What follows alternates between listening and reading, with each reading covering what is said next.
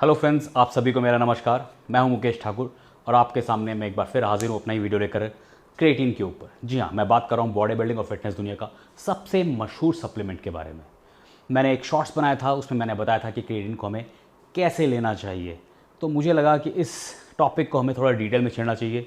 Creatine को लेकर काफ़ी मिथ्स हैं, काफ़ी लोग कन्फ्यूज़ बने रहते हैं। तो आज मैं इस वीडियो में क्रिएटिन से संबंधित आपके सभी सवालों का जवाब देने की कोशिश करूँगा। तो मैं इसमें बताऊंगा आपको कि क्रिएटिन किसे, कब, क्यों और कैसे लेना चाहिए। आइए शुरू करते हैं अपना वीडियो।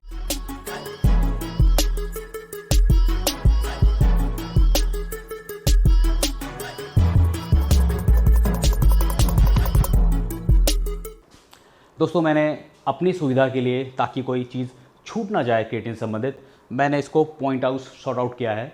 तो हम इसको एक एक करके डिस्कस करेंगे। पहला बात होती है यहाँ पे व्हाट इज़ क्रिएटिन, यानी कि क्रिएटिन का रोल क्या होता है। तो मैं यहाँ बताना चाहूँगा आपको कि क्रिएटिन एक नेचुरल सब्सटेंस है जो बॉडी के अंदर आपकी किडनी, लीवर और पैनक्रियाज में बनता है।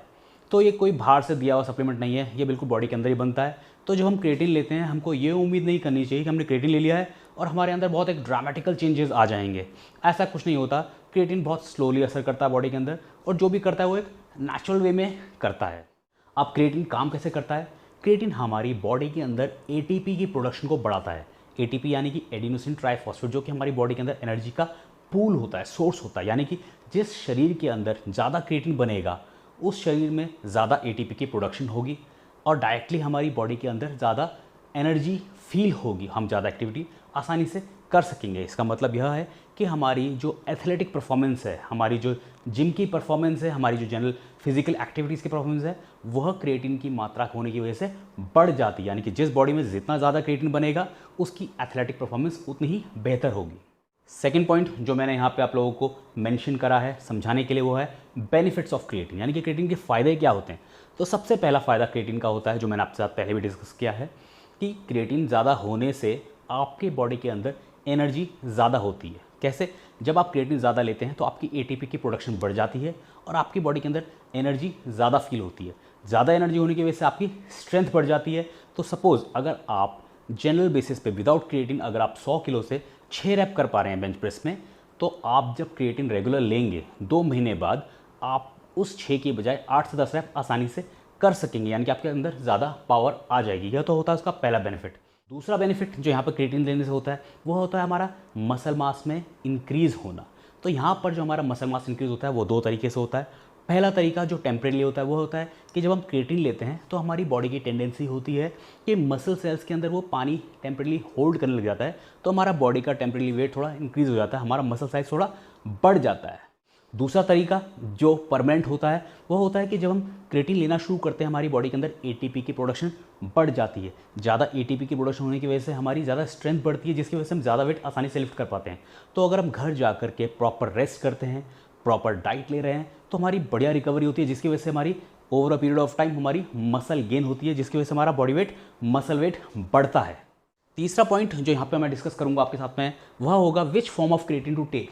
यानी कि बहुत इंपॉर्टेंट क्वेश्चन है कि क्रिएटिन मार्केट के अंदर बहुत अलग अलग फॉर्म में आ रहा है। बफर्ड क्रिएटिन हो गया, माइक्रोनाइज क्रिएटिन हो गया, एचसीएल में आ गया, नाइट्रेट हो गया, मोनोहाइड्रेट हो गया, इथाइल एस्टर हो गया। तो इसमें आदमी कंफ्यूज हो जाता है कि उसे कौन सा फॉर्म लेना चाहिए। तो यहाँ पर मैं आपको पर्सनली रिकमेंड करूँगा कि आप क्रिएटिन की जो फॉर्म है, नेचुरल फॉर्म है, क्रिएटिन मोनोहाइड्रेट ही लें। इसके 2 कारण हैं। पहला तो ये मार्केट में ईजिली अवेलेबल होता है और ये बाकी क्रिएटिन्स के अलावा काफ़ी चीप पड़ता है। चौथा और सबसे इंपॉर्टेंट पॉइंट जो यहाँ पे होता है, वह है how and when to take creatine, यानी कि हमें क्रिएटिन कब और कैसे लेना चाहिए। तो यहाँ पर क्रिएटिन लेने के 2 तरीके होते हैं वैसे तो। एक होता है पहले लोडिंग और दूसरा रेगुलर तरीका। तो हम यहाँ पर एक एक करके डिस्कस करेंगे। पहला तरीका बात करेंगे हम लोडिंग की। लोडिंग में क्या होता है? लोडिंग में हम लोगों को 20 ग्राम ऑफ क्रिएटिन लेना है per day for first 5 to 6 days. इससे बॉडी के अंदर हमारा स्टार्टिंग में एक अच्छी मात्रा में हमारे बॉडी को क्रिएटिन मिल जाता है और उसके बाद हम लोग 5 gram of creatine per day के हिसाब से चला सकते हैं रेगुलर। तो यह तो हो गया एक हमारा लोडिंग वाला फेज़। अब रेगुलर में क्या होता है? रेगुलर में हमको पहले डे से ही, डे 1 से ही हमको 5 ग्राम ऑफ क्रिएटिन लेना है। ज़्यादा क्रिएटिन लेने की ज़रूरत नहीं है। यह रेगुलर तरीका हो गया। तो इन दोनों तरीकों में फ़ायदा क्या है, नुकसान क्या है और इन दोनों में फ़र्क क्या है? तो मैं बताना चाहूँगा आपको कि हमें at the end of the day ये देखना है कि हमारी बॉडी के अंदर कितने दिन बाद या कितने टाइम बाद में बॉडी के अंदर पूरा क्रिएटिन रेगुलाइज हो रहा है। तो अब हम देखते हैं कि जो लोडिंग वाला तरीका है जिसमें हम लोग क्रिएटिन ज़्यादा स्टार्टिंग में ले रहे हैं, वह उस तरीके से हमारी बॉडी के अंदर 12 दिन से 14 दिन तक हमारा पूरा क्रिएटिन बॉडी के अंदर रेगुलेट हो जाता है, डिज़ोल्व हो जाता है, और उसके बाद हम लोग 5 ग्राम क्रिएटिन से रेगुलर काम कर पाते हैं। और जो वैसा वाला तरीका है, रेगुलर वाला तरीका जिसमें 5 ग्राम पर डे ले रहे हैं, उससे हमको 30 दिन के अंदर बॉडी के अंदर पूरा क्रिएटिन रेगुलेट हो जाता है। तो अब हमें कौन सा लेना चाहिए? हमें कोई जल्दीबाजी नहीं है। अगर क्रिएटिन हमारी बॉडी के अंदर थोड़ा टाइम लगा के भी रेगुलेट होना है तो उसमें कोई नुकसान नहीं है, क्योंकि क्रिएटिन एक शॉर्ट टर्म की साइकिल नहीं है, हमारा एक ये न्यूट्रिशन सप्लीमेंट है। तो 2 महीने के बाद में बॉडी के अंदर दोनों क्रिएटिन बराबर डिजोल्व हो जाएंगे और बराबर ही फ़ायदा देंगे। तो मैं पर्सनली रिकमेंड करता हूँ कि आप क्रिएटिन का रेगुलर तरीका ही अपनाएं, कोई ज़्यादा ओवरलोड करने की ज़रूरत नहीं है क्रिएटिन को। आप 5 ग्राम पर डे के हिसाब से उसको रेगुलर खा सकते हैं। और क्योंकि क्रिएटिन एक नेचुरल सब्सटेंस भी है, तो इसको लंबे टाइम के लिए भी खा सकते हैं, आप इसको रेगुलर उम्र भर भी खा सकते हैं। कई लोग यह भी कहते हैं कि क्रिएटिन की हमें साइकिलिंग करनी चाहिए, नहीं करनी चाहिए, इस बात में भी लेकर काफ़ी कंफ्यूज रहते हैं। तो यहाँ मैं आपको क्लियर करना चाहूँगा कि क्रिएटिन की कोई साइकिल नहीं होती है। ऐसा नहीं होता है कि आप 2 हफ्ते लीजिए फिर 1 हफ्ता छोड़ दीजिए, या आपने 1 महीना लिया फिर 1 महीना ऑफ कीजिए, ऐसा कुछ नहीं है। आप क्रिएटिन को 5 ग्राम पर डे के हिसाब से through out your life easily खा सकते हैं, कोई इससे नुकसान नहीं होगा आपको।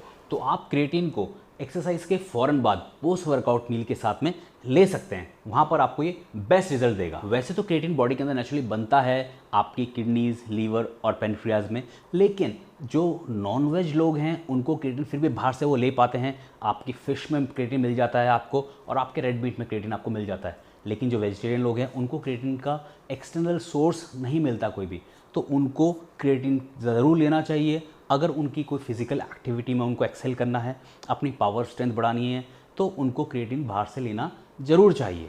5वां पॉइंट जो यहाँ पे मैं उठाना चाहूँगा वो है, डज क्रिएटिन स्पॉइल्स किडनी? क्या किडनीज़ को क्रिएटिन से कुछ नुकसान है? तो ये मैं आपको क्लियर करना चाहूँगा कि काफ़ी लोग मानते हैं कि क्रिएटिन लेने से किडनीज़ को नुकसान होता है, किडनीज़ ख़राब हो जाती हैं जल्द की। स्टडीज़ में पाया गया है कि किडनीज़ और क्रिएटिन का कोई आपस में लेन देन नहीं है। क्रिएटिन का लोड किडनीज़ पे बिल्कुल नहीं पड़ता है। किडनीज़ क्रिएटिन को आराम से प्योरीफाई कर पाती हैं, तो आप बेफिक्र होकर ले सकते हैं क्रिएटिन। हाँ, लेकिन मैं ये बात कहना चाहूँगा कि जिसको अगर किडनीज़ की पहले से ही कोई शिकायत है तो वह डॉक्टर की सलाह के बाद ही क्रिएटिन का उपयोग करें। 6वां point, side effects of creatine. जी हाँ, ये टॉपिक बहुत इंपॉर्टेंट है। काफ़ी लोगों का मानना होता है कि क्रिएटिन लेने से हमारी किडनीज़ ख़राब हो जाती हैं, हमारी बॉडी के अंदर स्वेलिंग आती है, हमारे पेट में दर्द होता है। तो ये काफ़ी शिकायतें हैं जो बेबुनियाद हैं। क्रिएटिन से कोई साइड इफ़ेक्ट नहीं होता है। क्रिएटिन एक टोटली नेचुरल सब्सटेंस है जो बॉडी के अंदर पहले से ही मौजूद होता है। तो अगर हम बाहर से क्रिएटिन का कंजम्पशन करते भी हैं तो हमारी बॉडी को कोई नुकसान नहीं होगा, किडनीज़ उसे आराम से प्योरीफाई कर लेंगी। हाँ, जहाँ तक पेट दर्द की बात है, कुछ लोगों को पेट दर्द की शिकायत होती है स्टार्टिंग में किडनी में लेने में, ये क्रिएटिन लेने में। तो आपसे मेरी रिक्वेस्ट है कि जब आप क्रिएटिन का कंजम्पशन करें तो अपनी पानी की मात्रा दिन भर में थोड़ी सी बढ़ा दें। तो इन 6 पॉइंट्स में मैंने अपने आपको क्लियर किया कि आपको क्रिएटिन कब लेना चाहिए, कैसे लेना चाहिए, क्यों लेना चाहिए। तो इसके अलावा भी अगर आपके कोई पॉइंट्स हैं, मन में कोई संशय रह जाता है, तो आप मुझे बेझिझक होकर डीएम कीजिए, मैं आपके मैसेज का रिप्लाई ज़रूर करूँगा, ताकि आपके मन में क्रिएटिन से संबंधित कोई दुविधा ना रह जाए। तो यह वीडियो मैं यहीं समाप्त करता हूँ। उम्मीद करता हूँ कि आपको वीडियो पसंद आया होगा, तो इसको अपने फ्रेंड्स और के साथ में ज़रूर शेयर करें, ताकि उन्हें भी फिटनेस की सही जानकारी मिल सके। तब तक के लिए see you friends, good bye, take care, नमस्कार।